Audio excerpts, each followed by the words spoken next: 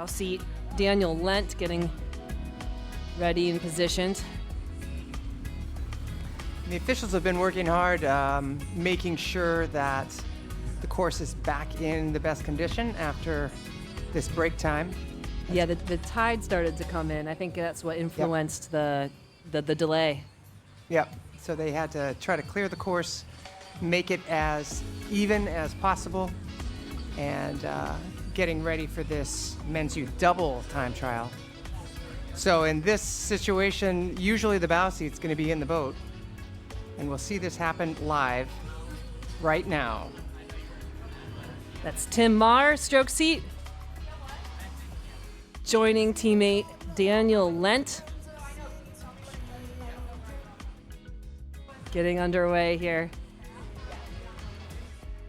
Already had that wave come up and crest over the bow. Observation from this morning to this afternoon was that the wind has kicked up a little bit, so we're not getting as many white caps, but the waves are quite large. So they've moved from 2 boat handlers to 3 boat handlers just to help stabilize the crew. I'm really impressed with this combination, Elizabeth City, because they're able to get out of that large that was closer to the beach. Now that they're further away from shore, they actually are starting to get a bit more of a flatter run. They will leverage their power together, rounding that second buoy. And they were in the best position they could possibly be for that first buoy, of being on it, right there on it. So not having to backtrack very much. That getting off the beach with the waves hitting you and then being in the right spot for that first buoy, I think is a huge challenge for these crews. Especially in a double, it takes a little more to maneuver it than a single. So I got to think ahead a little bit more. Good job with the conditions, handling those turns. They're definitely taking the shortest line, setting a good example for the rest of the crews coming after them.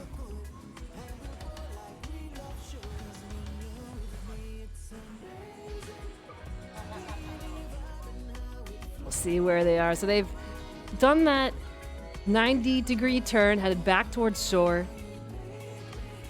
Looks like they've set themselves up for a good trajectory, such that if the wind pushes them side to side, they're not going to get blown too far out. They're going to maintain that bow point within a good position so that bow seat can hop out, take that run towards the line.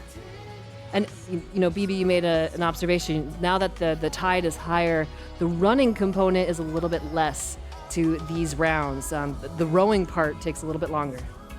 And it'll be interesting to see what has happened to the waves, whether they're a little bit bigger and they're going to impact these crews a little bit more, so their angle as they come into the beach might matter a little bit more as well.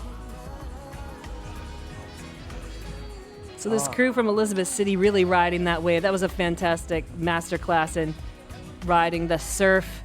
Bow seat, Daniel Lent out of the boat, round the post, and hitting that buzzer.